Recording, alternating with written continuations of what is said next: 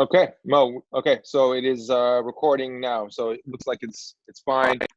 Um, so yeah, Mo. So like I said, I wanted to kind of run through some of these questions. I've always wanted to ask you. You know, you've always been a inspiration in regards to what you've been doing in Dubai. You know, and I think that it's time that during while everybody's home and just kind of consuming all this content, I really wanted to kind of share your story because your story is very unique. Not only are you in a very unique part of the world that I've always fascinated in regards to working there, as you probably already know, that's how I met you. I traveled to Dubai several times in hopes to do business. It didn't really turn out the way that I wanted it to. But you know, you've made a success in Dubai, and you've tried several things that didn't work, tried several things that did work here. So, you know, the hopes of this call here is really to kind of educate people, not only in in what's happening in the UAE, but primarily how you think about global opportunities, because that's kind of how I've always seen you as more of a global investor and a global visionary when it comes to kind of all these ideas. Um, so, are we still good on the connection? I lost you for a brief moment, but you're back now. But Okay. it's fine. I got your questions and everything. Yeah. Awesome. All right, cool, man. So the first question, I know you've done several businesses. I really just kind of wanted to start off with what you're doing today, and just kind of quickly explain, you know, what it is that your company has been doing for the last X amount of years. Well, yeah, I mean, it's an amazing opportunity for us to reconnect. We lost connection between each other because of how busy we were. And I think Corona is an amazing opportunity that get people together. You know that people at the end of each venture and experience they go in, they have to conclude their experience with one thing that they have learned through that. I mean, you're right. I have went into several ventures, from drone delivery, autonomous drones, to food delivery, health product. You're the Elon Musk, man. You are the Elon Musk of Dubai, man. The used car marketplace. I have done almost everything you could imagine. But my origin was, I mean, I have started as an agency man. Every time I died completely different from life. Something dragged me back to the agency life. Something that tells me you are an agency, you have communication. So I then decided 2 years ago to venture into the US, yeah, because I always look at US as the America dream, and make my first $1 billion, my unicorn startup, and all of this. But if you would summarize my 23 years of experience in Dubai, is what, 97, 98, so almost 22 years or 23 years. I would summarize it all in one word, just one word, is focus. Find one thing that you're good at, focus on doing it, repeating it every single day, time by time by time, until you become a master in doing it. You become a benchmark, until you become a role model, until you become what we call the industry leader. Someone people would regard the industry to. It's good to divert. I mean, I don't regret diverting my ventures to autonomous drones, to e-commerce, and all of this. You know, I don't regret it, because I have learned a lot through that, and gave me an edge in my agency. So when I go and meet clients who are in e-commerce, I speak their language. I mean, because I started something, so I don't regret it. So it's not something like I tell people don't do it, but I might have progressed more if I have focused on what I do. So now you ask me, so what next? Of course, I know my blood. I mean, I know my DNA. Even though I say today that you have to focus, but don't be surprised that tomorrow you might come back to me and say, hey, I am doing this e-class platform to connect students with I don't know who, and blah blah. You know, it's something in your DNA you can't change. Yeah. But it's it's amazing to share these experiences with others. I mean, I sat with the other day with someone who was planning to do an e-commerce platform. And I told him, look, building the platform is the easiest thing. She called me and she said she wanted to create an e-commerce website into the cosmetics and beauty and all this thing. And she's scared how to build it. And I said, look, building the platform, the mobile application, and the website is the easiest thing. This is the basics. The hard is to get users that would 100%. Visit your website, 100%. sign up to your service, and buy not only this, and come back. Yeah, the loyalty Visit aspect. your website, Loyalty. sign up, buy your product and pay you, come back, and one more, bring someone else with them. These 5 things, do you know how to do it? She was like, oh, I will put posts on Instagram and all of this. I said, no. Yeah. You need thousands and thousands of users. Yeah. And you know what acquire user for every $20? And she was like, what? I said, yeah, acquiring a user is an extremely expensive. I told her that acquiring one user might be more expensive than digging for 1 barrel of oil, petrol. It costs $10 to dig for and one. It is, yeah. And the oil, $10. And the oil is, and the oil today is $20 a barrel. So you are correct. So I said, to that extent, now it's more expensive to get a user than oil. So so just to summarize it, I mean, it is amazing that you reach to a stage in which you go into so many ventures and you come back to my second lesson. So the first lesson is to focus. The second lesson, whenever you get lost, go back to basics. The very, very basics. What do you know? What do you do?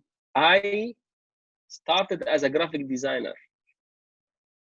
When I lost my way, when I went to the US, I have opened a new venture there, 3 ventures in the UAE, traveling back and forth. I felt that I am lost. So first you focus, second, you go back to basics. And you will be surprised if I tell you, for the last 3 months, I have been doing graphic designing posts for my client's Instagram page, which is the job of not even. Do you like it? Do you like it, or do you feel like you're going backwards? No. I have never felt I am content with myself like I did when I started doing graphic design again the last 3 months. Content, and I am relieved, and I am forward. Like I felt not going backward, not all. You know why? Because you started doing the thing that you feel you are. I felt I am in the 20s, especially when one of my clients. Let me I'll ask give you this. This is very funny. Okay. I did a graphic design project for one of my clients who called me and actually told me, who's your graphic designer? I was like, why? He said, just tell me. I was like, I have several graphic designers. I don't know who worked on it. He said, you should fire this guy. This work is shit. This work is. I was like, it's okay. Don't worry. I will speak to him, because I did a horrible job. Is this a recent job? But it felt so weird that last week, I am literally back to basics. I am doing basic graphic design work. So let me ask you, when that client gave you that feedback, and I'm sure, and I know you, and as we talk more, the audience will know you as well too. That's why I ask you, when you got that feedback, do you feel like you went behind? I mean, I understand it's something personal and you enjoy it, and it sounds more of like a hobby type thing. But do you feel, in the business sense, did you take 2 steps back and not 2 steps forward?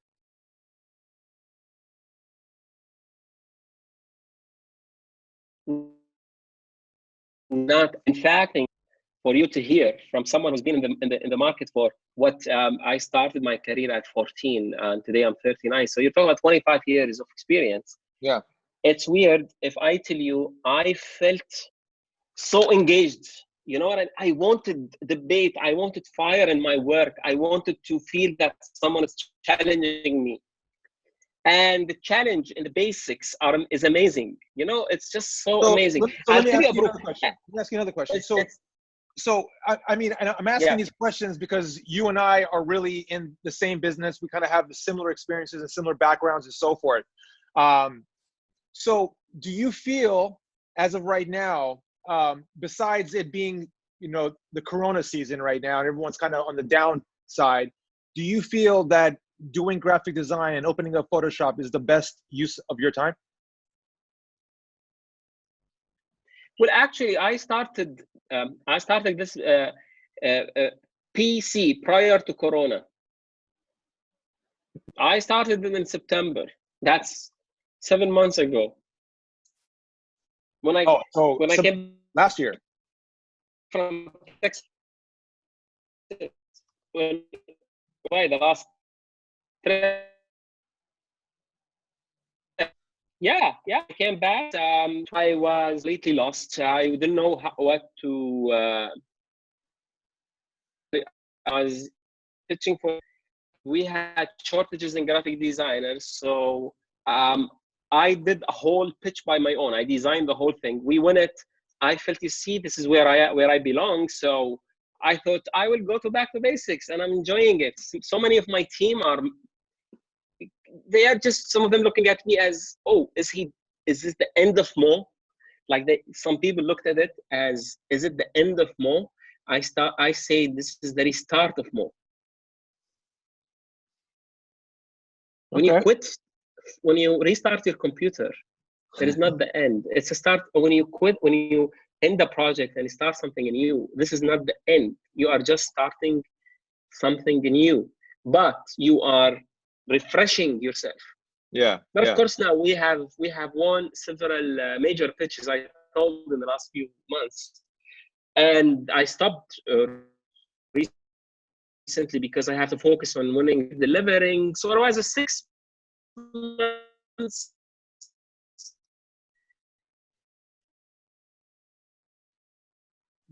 back to basics, which rehabilitation.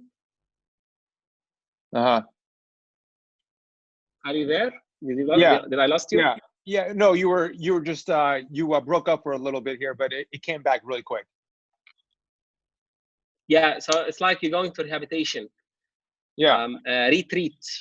Yeah. So yeah. So what were you doing prior to you going back into the graphic design? Like, what was your daily engagement? Like, what was driving you before you went back and pressed the restart button? So I was then a CEO, a typical CEO, pitching for new clients, winning business, fixing issues, managing cash flow,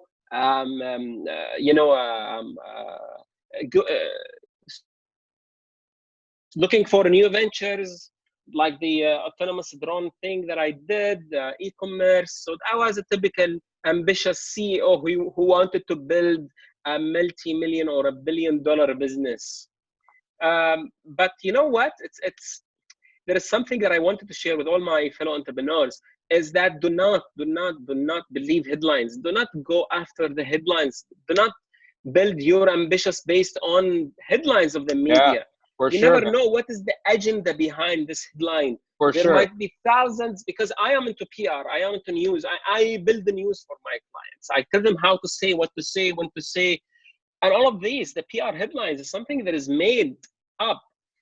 Not 100%. There are several, several authentic news behind very successful businesses like Airbnb, for example, which I respect so much, how they grew organically, and the story behind it, and so on and so forth. You have an amazing story, which is called Story. So there's so much of authentic news, but the majority is just for the hype. It's just for the buzz. They wanted to You know, so unfortunately, many entrepreneurs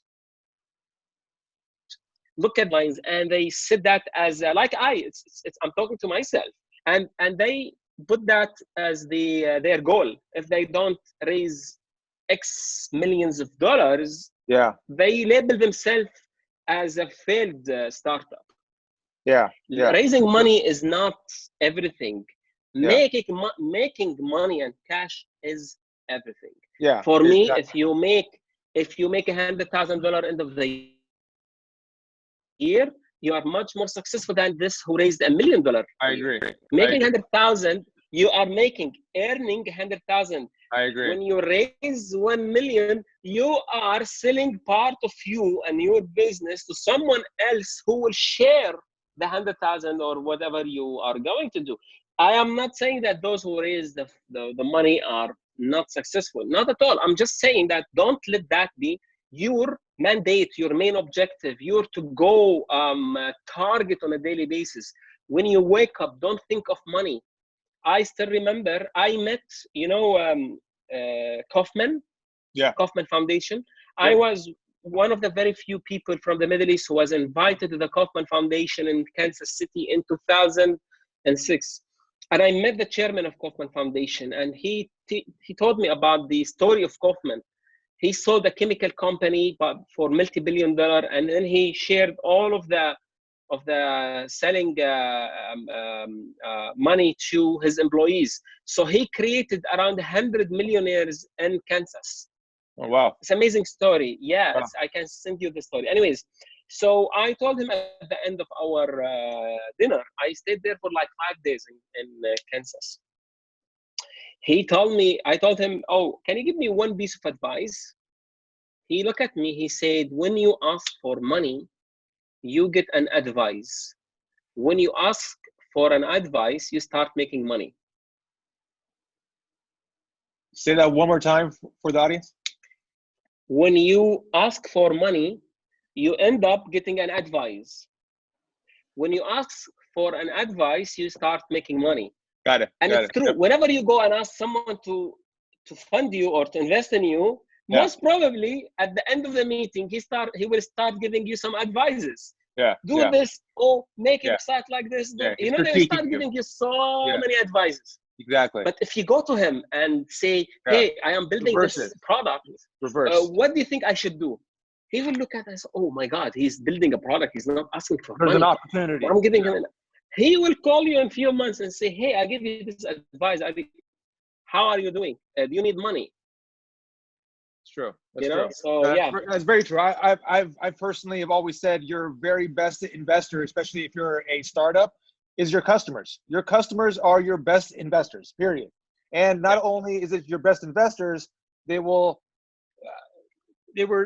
legitimify your idea, your concept. You know what I mean? Because especially when you're a startup and like you said, building all of this stuff is the easy part. It's the easy part. And you really get to know stuff. Oh, and you really get to know what kind of a person or what kind of a business person you were dealing with, especially, you know, the business that we're in terms of working with customers and their ideas. And within minutes, seconds maybe, you'll immediately know who this person is when you ask them questions like this, right? It's like, what's your business plan in regards to getting the customer, keeping the customer, and then, like you said, bringing that customer to invite their friends over, et cetera, et cetera, et cetera. Most people don't have that answer. They're just all about just launching a website, getting this thing going, and that is the easiest and most cheapest part.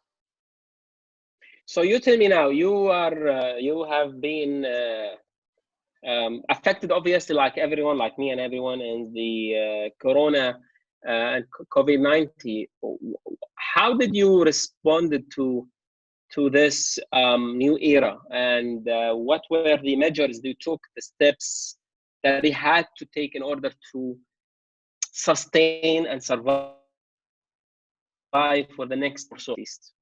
You know, man, I would be a complete liar if I told you I've figured it all out. You know what I mean? You know, we're recording this probably 2 to 2.5 weeks into this whole entire thing. You know, it's somewhat is still a shock, right? And at the same time, as I'm dealing with the shock, I'm also dealing with like, okay, well, I can be a very negative person, or I can look for the other different opportunities, right? The reality is that for the last 5 or 6 years, we've been very heavy into the business of live events, and not only live events, but also servicing a lot of these service type economies, hotels, restaurants, vacations, et cetera, et cetera. All those are gone, right? So it's not only that our business is actually impacted, it's also the people that we are trying to sell to are also even worsely impacted, right? So to answer your question, you know what, I still haven't figured it out. I have an idea of where I want to go. We've been working for the last 9 months on like a e-commerce product, and I think right now is time to kind of just double down and just kind of really focus on that.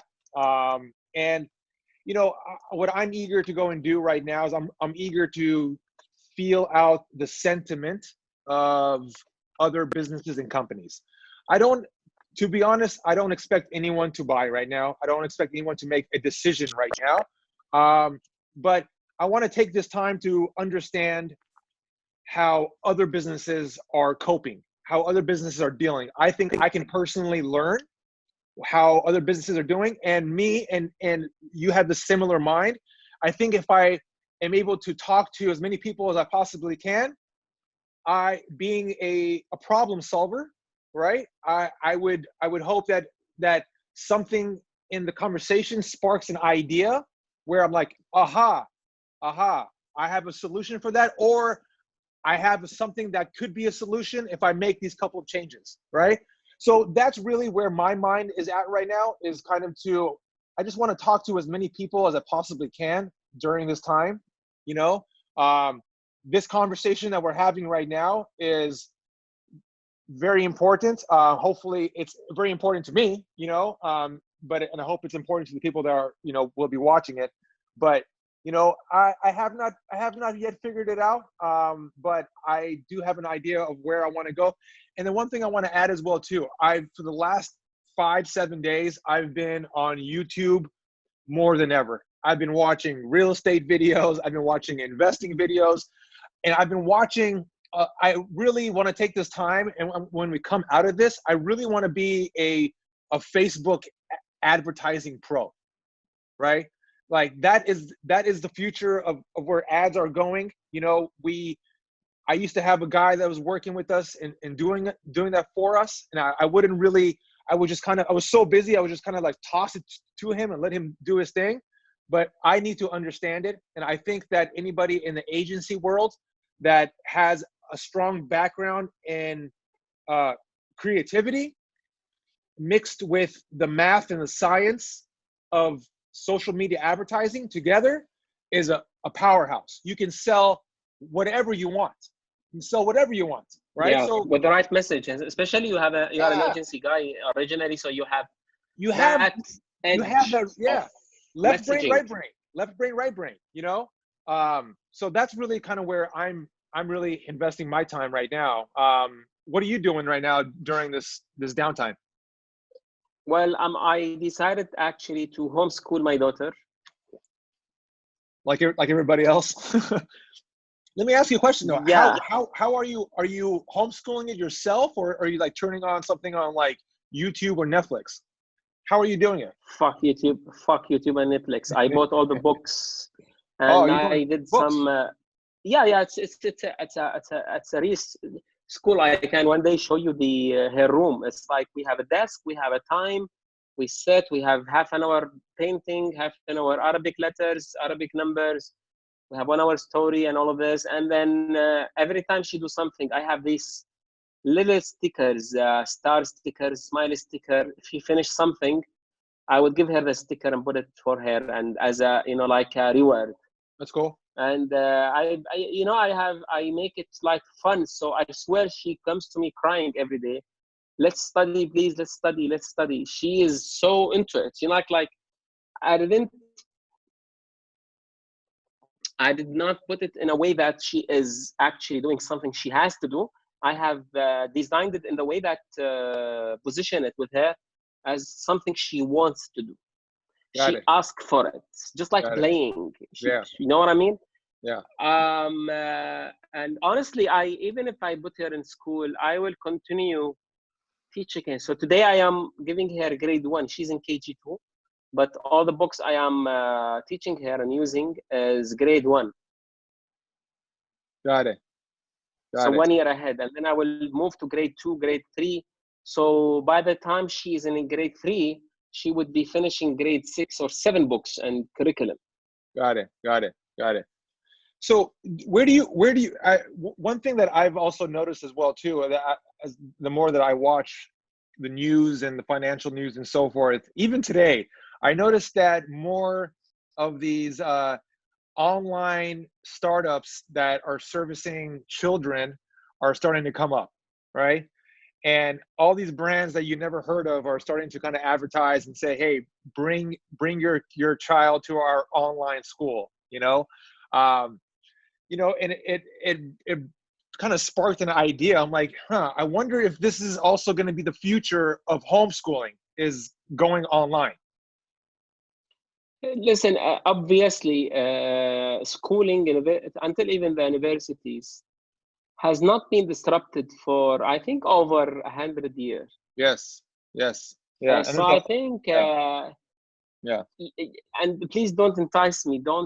Please, it's like drugs to me now. You are dragging me to think of a new startup. I'm trying to forget. And so I think, yeah, you're right. I mean, education is the new frontier for disruption.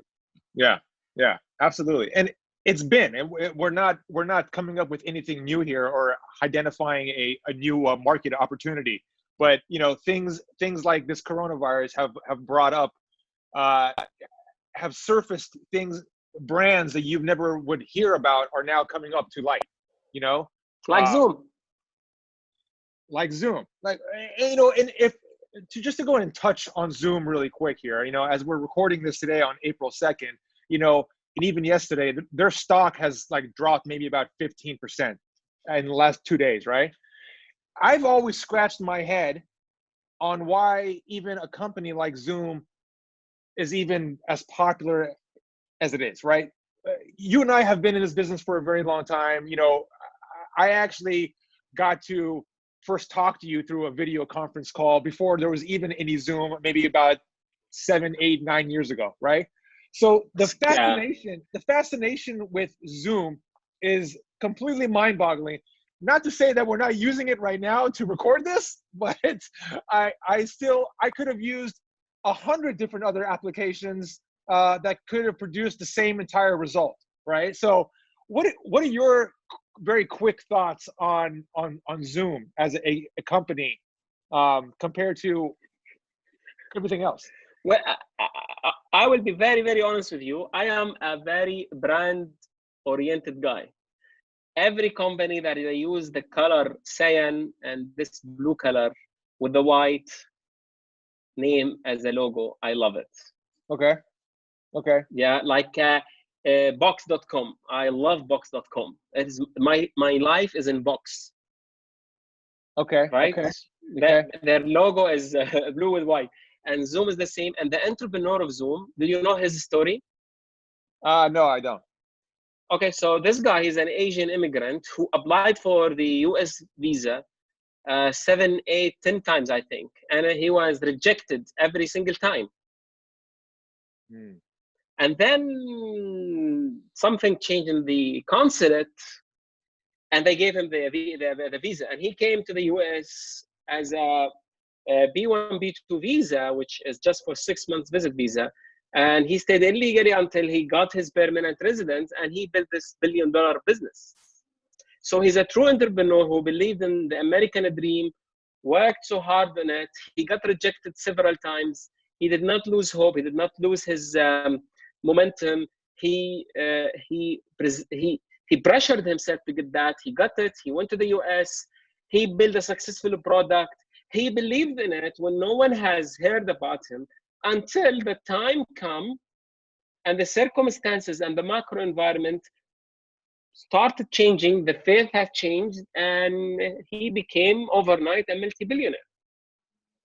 So persistency and believing in what you do, even no one else is seeing it. So let's quickly just talk about that topic, because both you and I have started several startups. Some of them have been a success, most of them have been failures.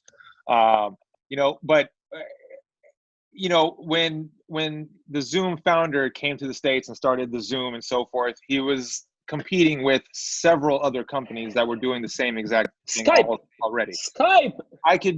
Come on, 7 years ago. I can give you 10 other names. I can give you 10 other exactly. names. Right? I mean, let's not even forget the big daddy in the room, which is Google Hangouts. Right?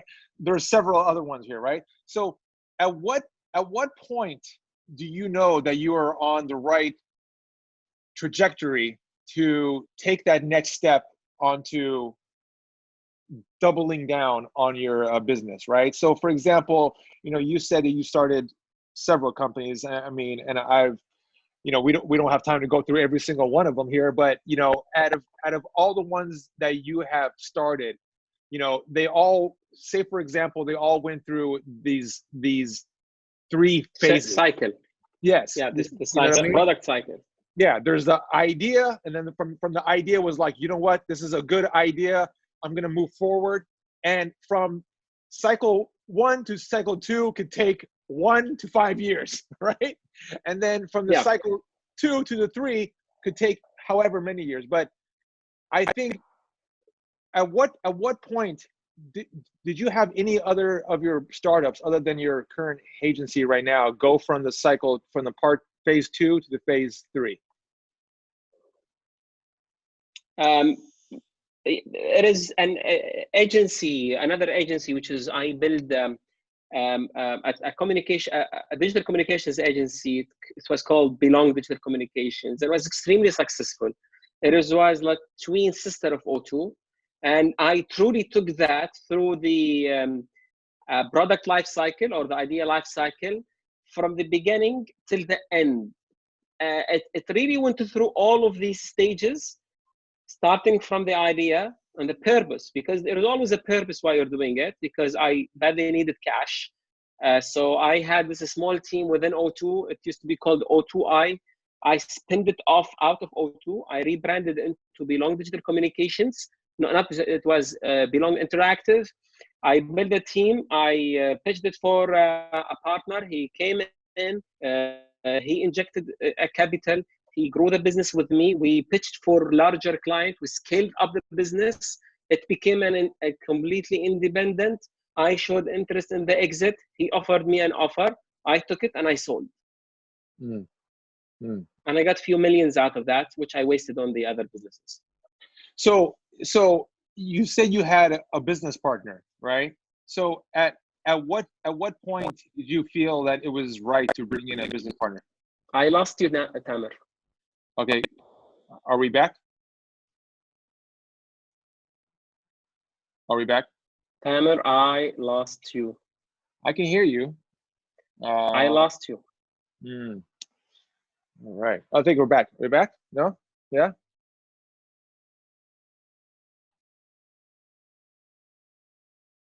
All right. Oh, well, we may need to end this abruptly. All right. If this thing doesn't come back on. Oh, there he goes. Oh, are you back, Mo? Mo, are you back? Mo, are you back? No, I don't think so. Now I can hear, but I cannot see you. Okay. I can hear, but I cannot see you. How about now? Can you see me now? Tamer? Yep, I can hear you. No. All right. 1 second.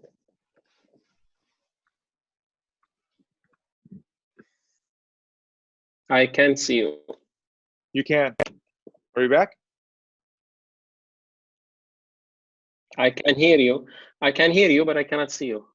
Let me stop my video. Have you recorded? You recorded everything? Yeah, Can you see me now? Tamer? Yeah, can you see me now? Okay. No. No?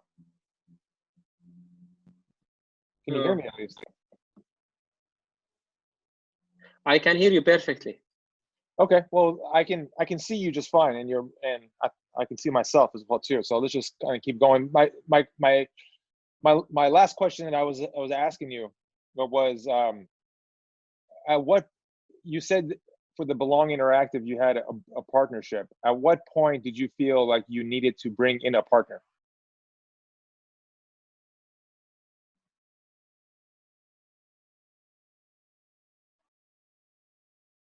Hello?